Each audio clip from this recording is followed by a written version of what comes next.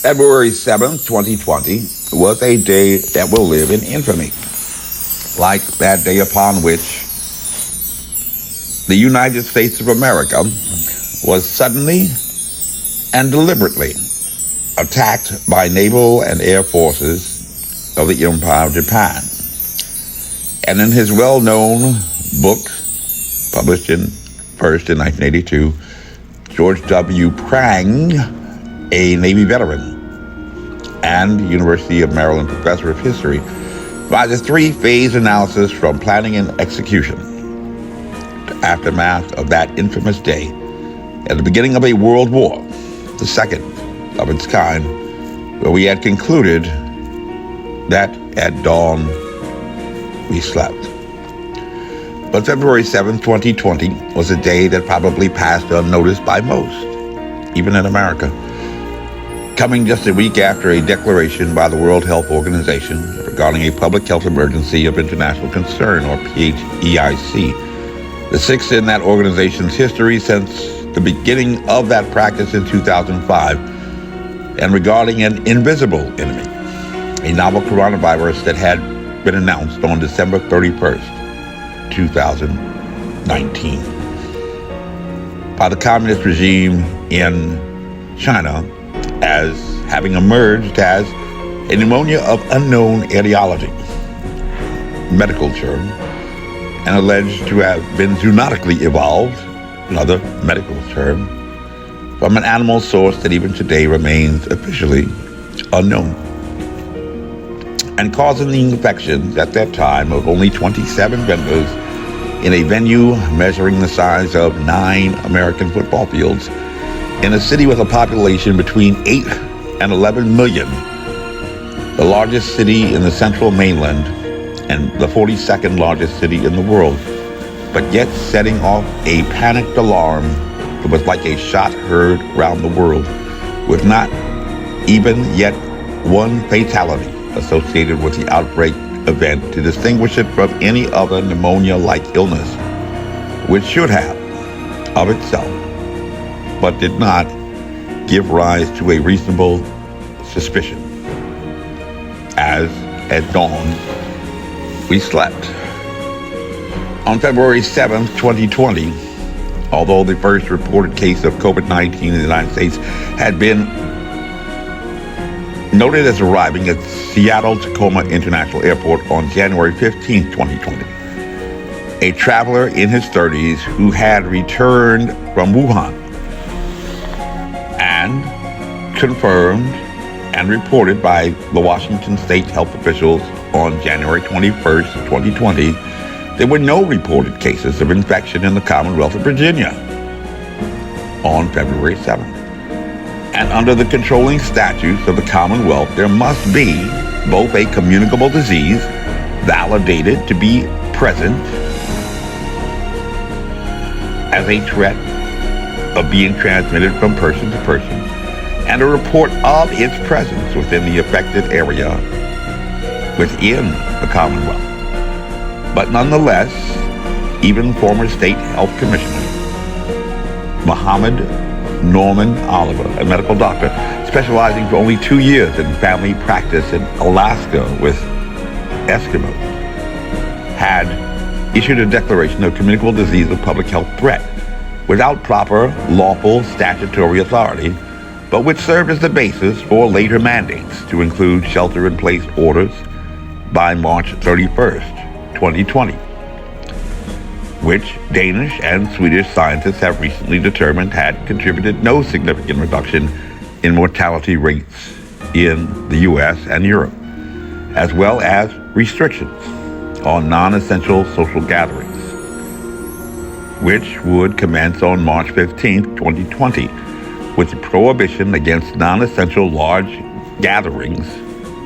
social gatherings of 100 or more, effectively canceling any large church worship service, despite the fact that in the entire nation there were less than 3,000 reported cases of infection, and only a total of 45 with no fatalities within the Commonwealth of Virginia. And infections would not reach Bath County until July 2020.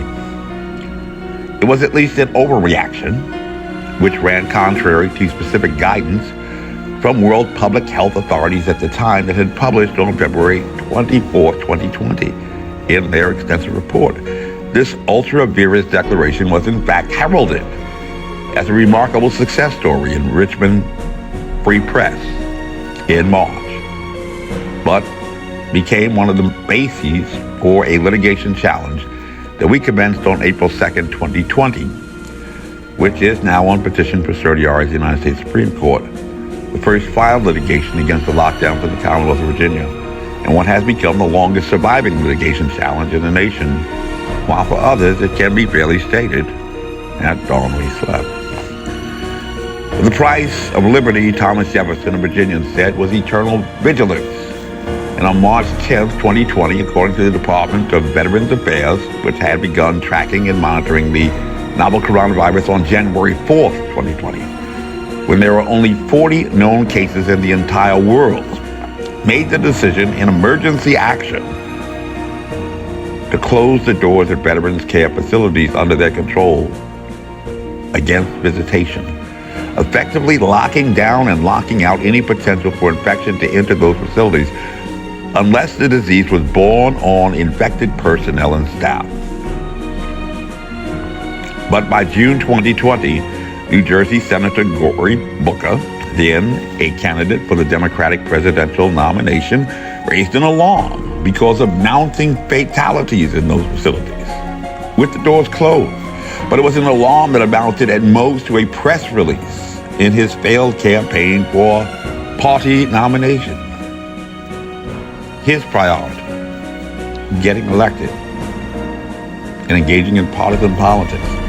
And today there are 19,752 fatalities associated with those very veteran care facilities with a median age of 70,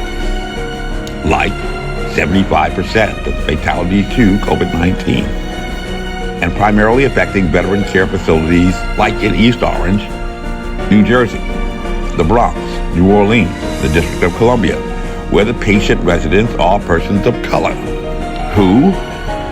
when infected, tend to have a fatality rate at least 3 times higher than a Caucasian person. After Veterans Day,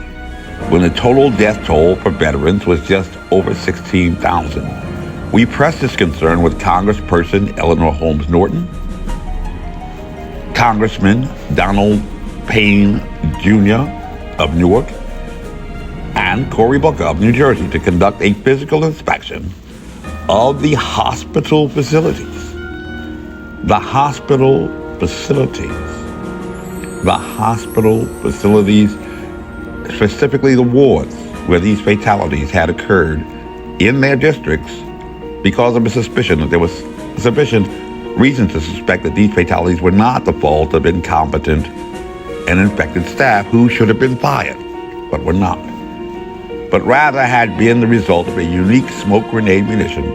specifically manufactured in the People's Republic of China, which requires a very high temperature initial 6-second burn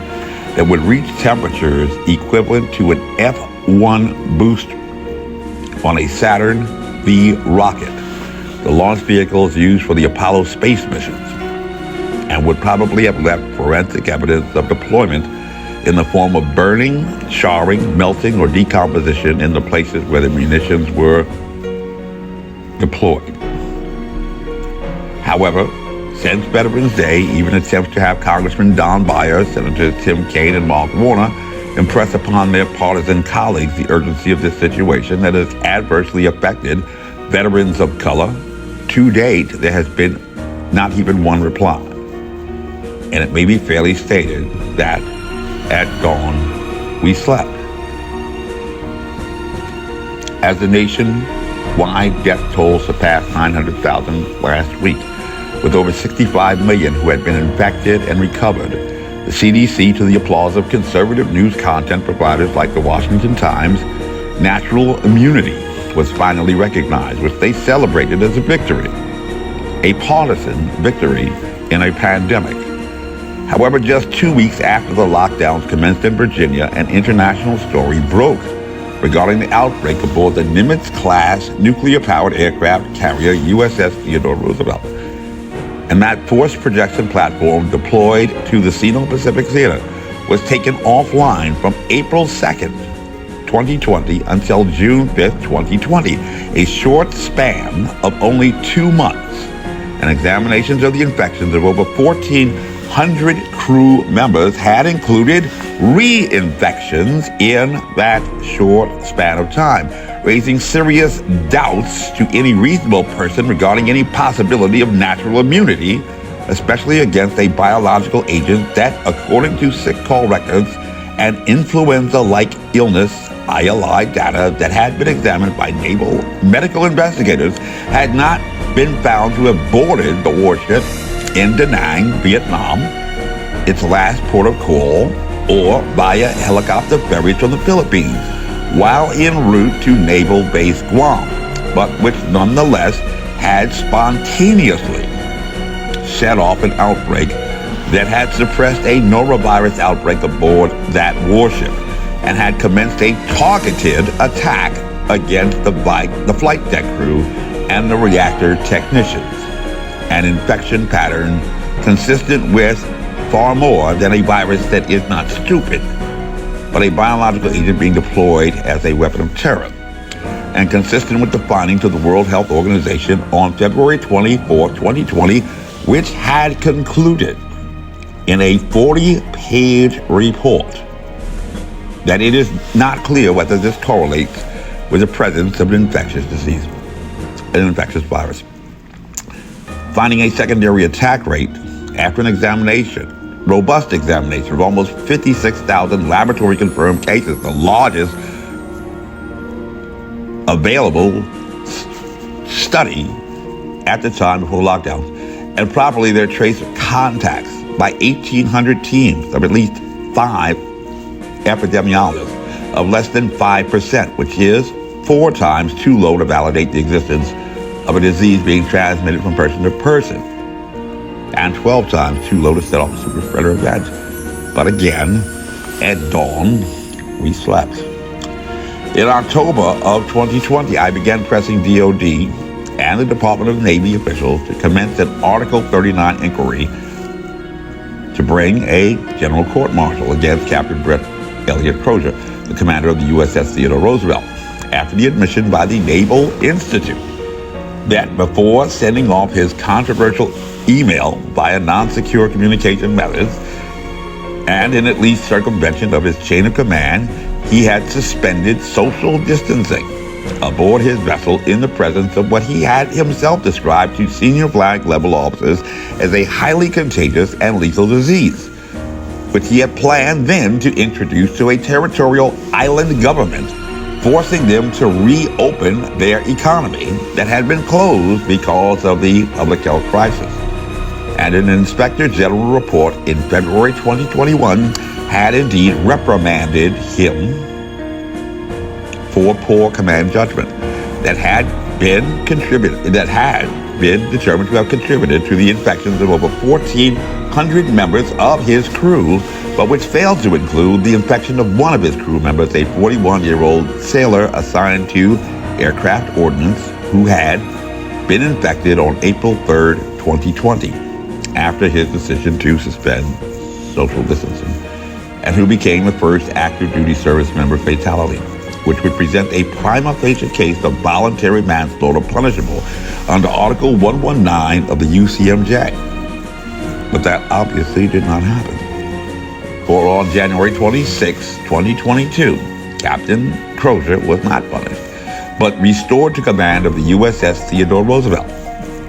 And just this week, the 21st active duty member to succumb to a novel coronavirus was also a sailor in the U.S. Navy, a 26-year-old native of the state of Washington assigned to a Tennessee-class ballistic missile submarine in Georgia. Just as this story was breaking in the Navy Times, a commander of a British submarine was removed from command after joint operations with U.S. Navy forces in the state of Florida. but the actions of Captain Crozier were considered to be worthy of a commendation by then presidential candidate Joe Biden running for president, like Cory Booker. And today, despite an IG report that has reprimanded him for contributing to the infections of over 1,400 U.S. sailors assigned under his command, including the first fatality amongst the active duty service members, he has been rewarded a restoration of his command. While at dawn, we slept. On the anniversary of the declaration of the pandemic by the World Health Organization, the president had announced his American Rescue Plan, a plan to vaccinate every American against this virus. And he stated, if we do all this, if we do our part, we do this together, by July the 4th, there's a good chance you, your family, and friends will be able to get together in your backyard or in your neighborhood and have a cookout and a barbecue and celebrate Independence Day, which clearly did not occur.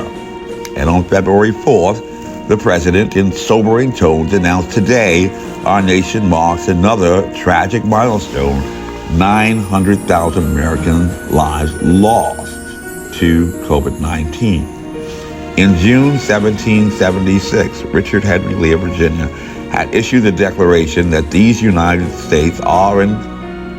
ought to be of a right, free and independent states. And on July 4th, 1776, the delegates at the Second Continental Congress agreed with Dr. Benjamin Franklin that if they did not hang together, they would indeed hang separately, meaning by the neck. And yet those men, while many indeed slaveholders, still decided that we hold these truths to be self-evident, that all men are created equal, that they are endowed by their Creator with certain inalienable rights to include life, liberty, and the pursuit of happiness. It was about their writings. And those imperfect men made a decision to begin an experiment in democracy and pledged their lives, their fortunes, and their sacred honor therefore. And many signers of that document did indeed lose their lives in fulfilling the duty that arose from that commitment, because duty has a price in sacrifice. One signer of that document, John Adams, addressed the militia of Massachusetts and stated that our Constitution was made for a religious and moral people, wholly unsuitable to any other. And in the passing of over a year in which churches voluntarily declared themselves nonessential and closed their doors, it is empirically clear that, woke or not, at dawn, we slept. This briefing is unclassified. Until next time, you have the right to remain silent as you work. My name is Major Mike Webb, and by God, I am running for U.S. Congress. Next year, make the right choice, and we shall make America great again. Honest. Y'all come back now. Here, carry on.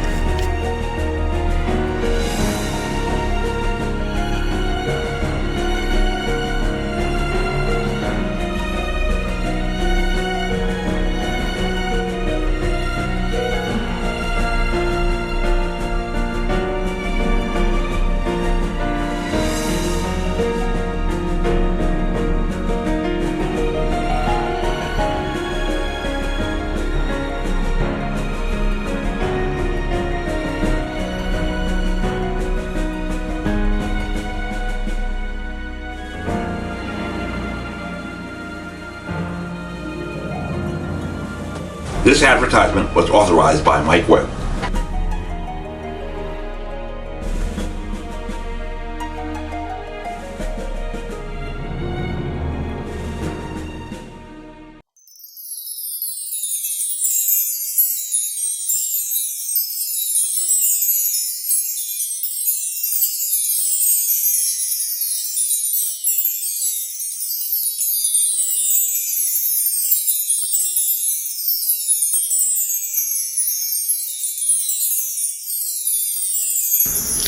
Thunk, I could have had a vaccine.